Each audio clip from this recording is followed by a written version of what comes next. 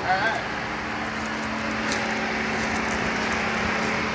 so right now everything is in the off position on your ATV. Once you jump on the ATV, the very first thing you're going to do, turn your ignition on, turn your kill switch to the center position on the utility or any of the full size. If the kill switch is to the left or the right side, it's in the off position.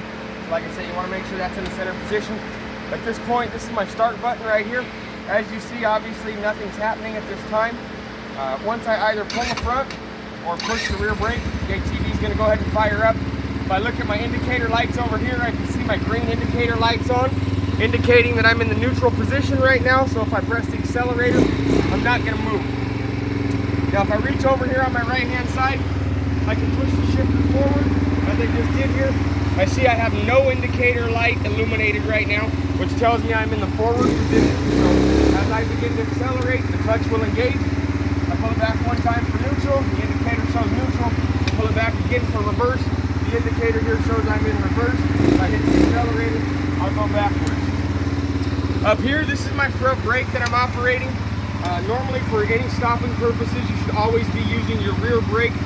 The front brake is only in case the rear brake were to not be functional, damaged during operation, or if you were to activate the park brake position, such as it is right now. To deactivate the park brake, you just pull and release the brake lever. Over here we've got your headlights off, park lights, standard, and then bright mode right here. As I said, on the left hand side you've got the kill switch.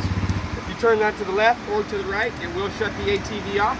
You do want to make sure to turn your key off, that way your battery doesn't die from the parasitic draw. Over here behind the throttle you've got your governor screw, and the farther you turn this screw in, the slower this ATV is going to go. So by turning this clockwise, it's going to drive that screw in, it's going to lower the speed of the ATV.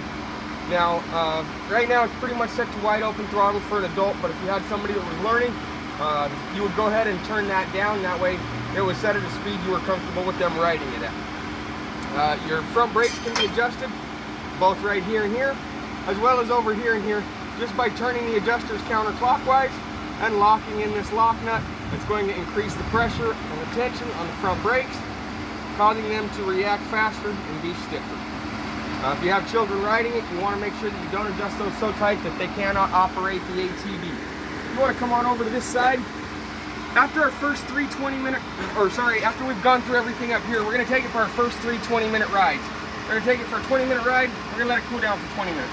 We're going to ride it another 20 minutes, we're going to let it cool down for another 20 minutes. The third cycle, we're going to ride it for 20 minutes, and then we're going to let it cool down for an hour. After that hour cool down, this one's a little tough to see, but right up under here, this is a 17mm bolt on the oil filter side. Once we drop this bolt, you can see there's 2 notches on the side of the engine case. This larger one here is going to house a spring, and right above that one you see a smaller notch, and that's where your screen will sit. And as you remove the 17mm, that's going to come out, and inside that will set a spring, and inside that spring will set a screen. You can spray that screen out with either carburetor or brake cleaner and let it air dry momentarily, or you can wash it with soapy water. If you use water, make sure to dry it with a hand towel, and then you would hold that 17mm bolt in your hand, replace the spring, and put the screen back in there, and put it all back up inside as one unit. That would be your oil filter cleaning method right there. Unless you damage the screen at some point, you should never have to replace that. This is where you're going to do your oil fill. However, we still have not done our drain. Our drain will be done on the other side, but while we're still here, after you do the drain, you're going to fill it up right here, and you're going to use 28 ounces of 10W40 wet clutch approved motor oil. Now, this doesn't have a wet clutch in it, but it does have a wet starter clutch, and so it doesn't hurt to use the wet clutch approved oil on this. Now, after your initial oil change, you're only going to need to change your oil every 40 hours. So if we sneak on over to the other side here, this is going to be the lowest point on the engine case right here, and that's where you will drain the oil and put your plug back in before you do your oil fill. Now, if we're not going to ride this ATV for 21 days or longer, we're going to want to drain the fuel that's setting in the bowl of the carburetor. So in order to do that, we would turn our fuel to the off position, Once our fuel is in the off position, we'll go ahead and open the flat blade screw on the end of this right here, and that's going to be our drain valve, and that's going to drain the fuel that's in the bowl of the carburetor.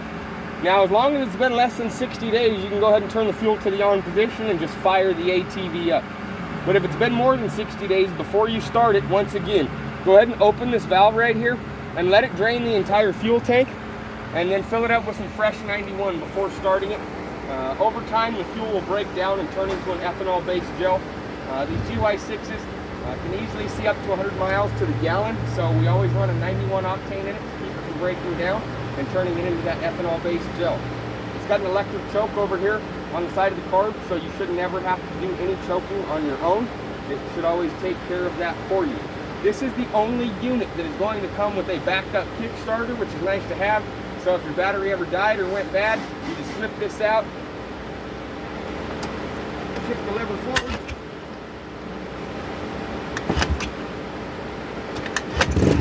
there you go, and it'll fire right up.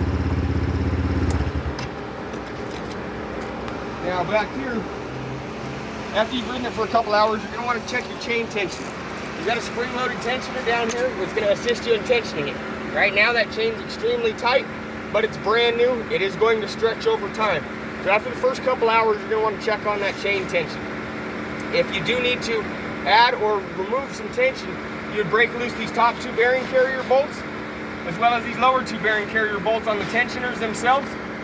Back off these lock nuts right here, clear out to the center of your tensioners, and then remove your rear adjuster nuts. You can then begin to tighten the front nuts. We like to do it a half a turn at a time, one side at a time. Whatever you do to the left, you do to the right. So if you turn this one a half turn, you turn this one a half turn. You turn this one 2 turns clockwise, you turn this one 2 turns clockwise. That way your axle draws back nice and straight. Once you found your desired tension between 1/8 and 1/4 of an inch, you can go ahead and back these two lock nuts back down into place. Lock in your lower two bearing carrier bolts.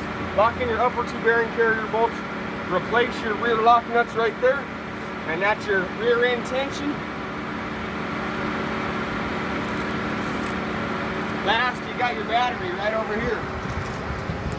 Just like a car, anytime you ride this, it's going to charge itself off its own charging system on the stator.